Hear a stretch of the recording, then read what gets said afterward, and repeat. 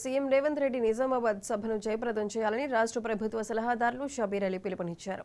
ఈ సందర్భంగా నగరంలోని పాత కలెక్టర్ గ్రౌండ్లో నిర్వహించనున్న బహిరంగ సభ ఏర్పాట్లను రాష్ట్ర ప్రభుత్వ సలహాదారులు షబీర్ అలీ, బోధన్ ఎమ్మెల్యే సుదర్శన్ రెడ్డి, డీసీసీ అధ్యక్షుడు మోహన్ రెడ్డిలు పరిశీలించారు. అనంతరం షబీర్ అలీ మాట్లాడారు. నేడు రేవంత్ రెడ్డి 12 గంటలకు నిజామాబాద్కు రానున్నారని తెలిపారు. మొదట కాంగ్రెస్ పార్టీ ఎంపీ అభ్యర్థి జీవన్ రెడ్డితో కలిసి నామినేషన్ దాఖలు చేస్తారని, అనంతరం పాత కలెక్టరేట్ గ్రౌండ్లో నిర్వహించిన సభలో ప్రజలను ఉద్దేశించి మాట్లాడతారని తెలిపారు. ఈ సభను కాంగ్రెస్ పార్టీ నాయకులు, కార్యకర్తలు తరలివచ్చి విజయవంతం చేయాలన్నారు.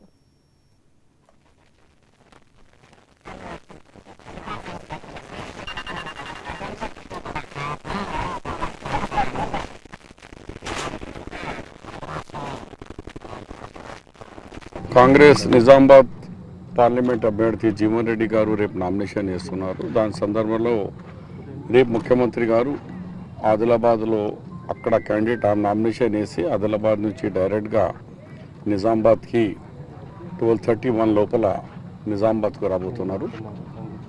మరి ఇక్కడ నిజామాబాద్ అర్బన్, నిజామాబాద్ రూరల్, బోధన్ ఇది చాలా దగ్గర కాన్స్టిట్యున్సీస్ ఉన్నాయి.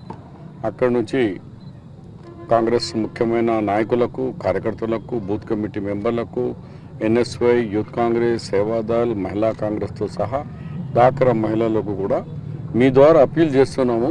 ప్రతి కాంగ్రెస్ నాయకుడు ఇది నా ఫంక్షన్, ఇది నా ముఖ్యమంత్రి వస్తున్నారు, దీనికి విజయవంతం చేయాలా, నామినేషన్లో పాల్గొనాలని అనుకొని మీరందరూ రావాలని మీ అందరికీ అప్పీల్ చేస్తున్నాను.